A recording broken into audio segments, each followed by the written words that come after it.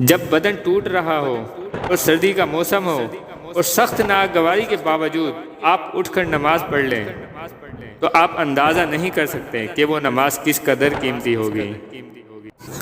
ذرا یہ نقطہ سمجھنے کی کوشش کریں۔ قرآن میں اللہ نے یہ نہیں فرمایا کہ محشر کے دن نیکیوں کو گنا جائے گا، بلکہ فرمایا کہ نیکیوں کو تولا جائے گا۔ کس قدر حکمت ہے اس میں میرے رب کی۔ اب معاملہ سب کے لیے یکساں ہے، چاہے امیر ہو یا غریب، معذور ہو یا صحت مند۔ معاملہ گنتی پر نہیں، وزن پر ہے۔ اور نیکیوں کو بڑھانے والے اسباب سب کے لیے یکساں طور پر میسر ہیں۔ بنیادی طور پر 3 چیزیں ہیں جو آپ کی نیکیوں کا وزن بڑھاتی ہیں۔ سب سے پہلی چیز نیت ہے۔ ہر کام صرف اور صرف اللہ کی رضا کے لیے ہو۔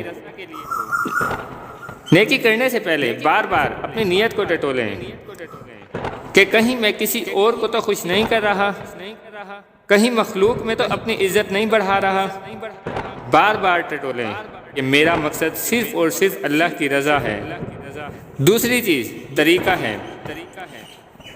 اسلام اتنا کامل ہے کہ بیت الخلاء سے بیت اللہ تک کے سارے طریقے آپ کو بتا چکا ہے۔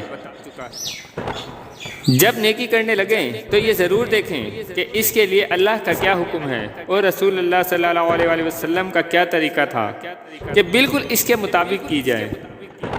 یعنی نیکی قرآن و سنت کے مطابق ہی قبول ہوتی ہے، جبکہ اس کے برعکس ہمارے ہاں اپنے ہی طریقے بنا لیے گئے ہیں۔ جبکہ اگر نیکی مسنون طریقے سے ہی کی جائے گی تو ہی وزن زیادہ ہوگا۔ تیسری چیز قربانی ہے۔ آپ جو نیکی کرنے لگے ہیں اس کے لیے آپ کو کس قدر قربانی دینی پڑتی ہے، اس میں آپ کے لیے کس قدر جانی مالی تکلیف ہے۔ یہ تکلیف یا مشقت جتنی زیادہ ہو اتنی ہی نیکی بھاری ہوگی۔ مثلا ایک بھوکا شخص اپنی ضرورت کی روٹی صدقہ کر دے تو اس کا ثواب کسی ارب پتی کے چلائے ہوئے لنگر سے زیادہ ہوگا۔ اس لیے بھائیوں اور بہنوں، یہ نیکیاں ہی ساتھ جائیں گی، ان کو وزنی بنائیں۔ جب بدن ٹوٹ رہا ہو اور سردی کا موسم ہو اور سخت ناگواری کے باوجود آپ اٹھ کر نماز پڑھ لیں تو آپ اندازہ نہیں کر سکتے کہ وہ نماز کس قدر قیمتی ہوگی۔